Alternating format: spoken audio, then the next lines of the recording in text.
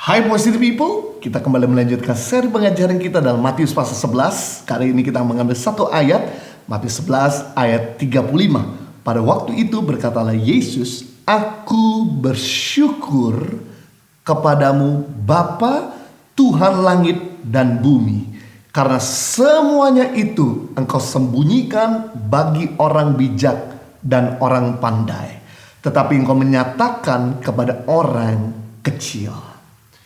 Pada waktu itu Yesus sedang mengajarkan kepada murid-murid dan kepada kita juga isi format daripada doa Tuhan Yesus atau rundown dari doa Tuhan Yesus. Selalu Yesus memulai doanya dengan mengucap syukur.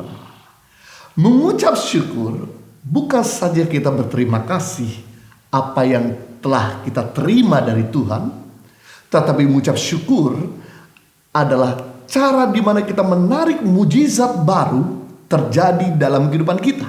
Sekali lagi, mengucap syukur bukan cuma berterima kasih apa yang telah kita terima dari Tuhan, tapi mengucap syukur berarti menarik mujizat yang baru untuk datang dalam hidup kita. Ada 3 mujizat terbesar yang paling kreatif yang Yesus lakukan, selalu diawali dengan ucapan syukur. Biasanya sebelum mujizat problem terjadi, tapi justru problem menjadi sukacita, menjadi jawaban ketika Yesus mengawali dengan ucapan syukur.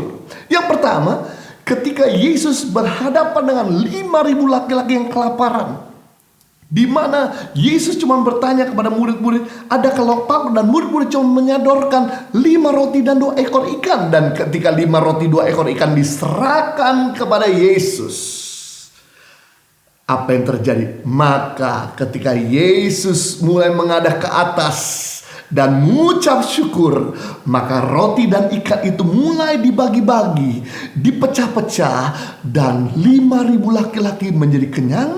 Sisanya 12 bakul. Mujizat pelipat gandaan terjadi ketika Yesus mulai bersyukur. Wah, luar biasa. Yang tadinya terbatas menjadi tidak terbatas dengan kuasa ucapan syukur. Yang kedua, mujizat terbesar yang paling kreatif yang Yesus lakukan, yaitu pada waktu Yesus membangkitkan Lazarus yang mati. Metodenya juga sama. Di mana dalam Matius pasal 11 ayat 41 sampai 43, ketika Yesus ketemu dengan Lazarus yang sudah mati 4 hari. Secara ilmu medis, kalau orang sudah mati 4 hari, berarti cairan di otaknya kering. Mustahil untuk orang tersebut bisa hidup kembali. Tapi apa yang terjadi ketika Lazarus sudah mati 4 hari dan sudah disil di dalam kubur berbatu, dan ketika kubur batu tersebut dibuka, dan Yesus mulai mengadah ke atas dan berkata, "Bapa, aku bersyukur kepadamu karena engkau telah mendengarkan aku. Aku tahu bahwa engkau selalu mendengarkan aku, tetapi oleh karena orang banyak yang berdiri di sini mengelilingi aku mengatakan supaya mereka percaya bahwa engkau yang mengutus aku."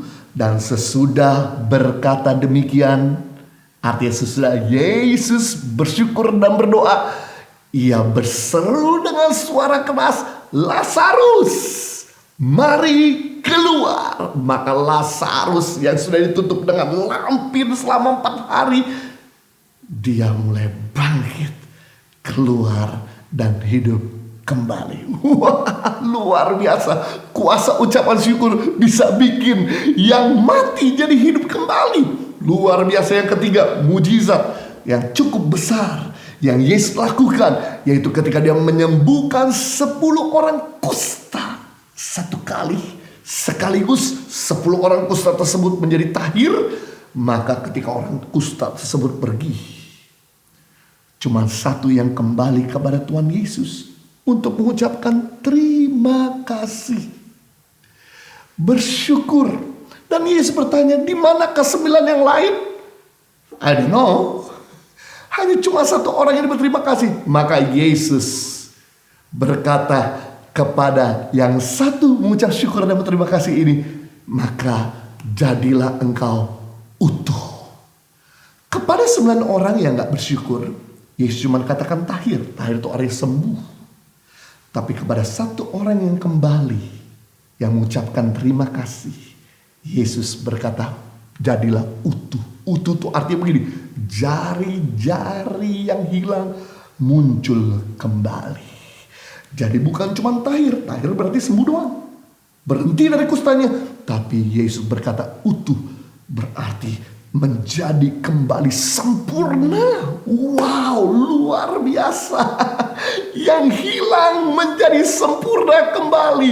Jadi kita belajar di sini, fokus kita ketika menghadapi masalah yang besar, ketika kita menghadapi kehilangan, bukan lagi fokus kepada tekanannya, bebannya, bukan pada fokus pada masalahnya, tapi mari kita fokus pada kuasa ucapan syukur. Jangan fokus lagi pada masalahmu, jangan lagi fokus pada penyakitmu, jangan fokus pada kekuranganmu, karena itu cuma membuat kita menjadi tambah tertekan. Tapi fokuslah kepada ucapan syukur, membuat kita menjadi bergairah dan bahkan mendatangkan mujizat yang baru. Yang mati menjadi hidup kembali, yang berkekurangan menjadi berkelimpahan, yang sakit menjadi tahir dan utuh, yang hilang Tuhan gantikan. Sama seperti kasus Ayub.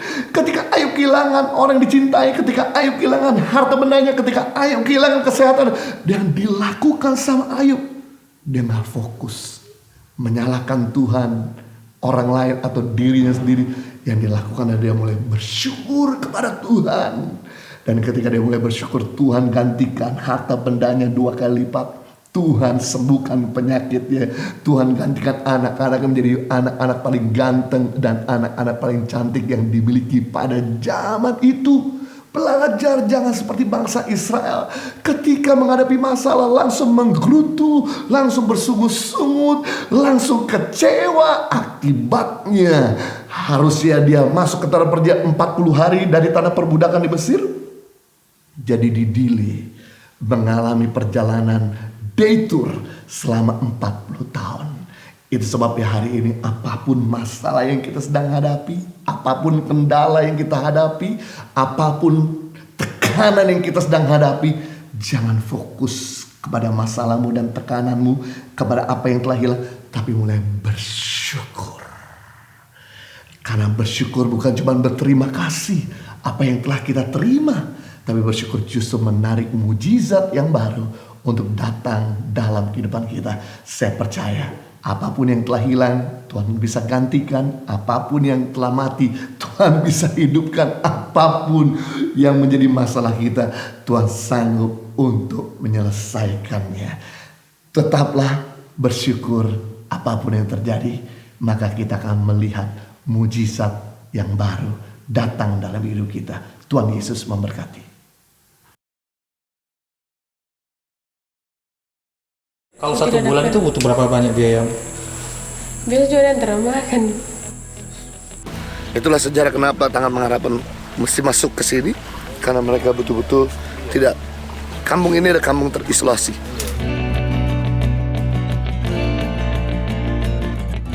Kami nggak bisa meneruskan perjalanan dengan gelombang yang begitu tinggi.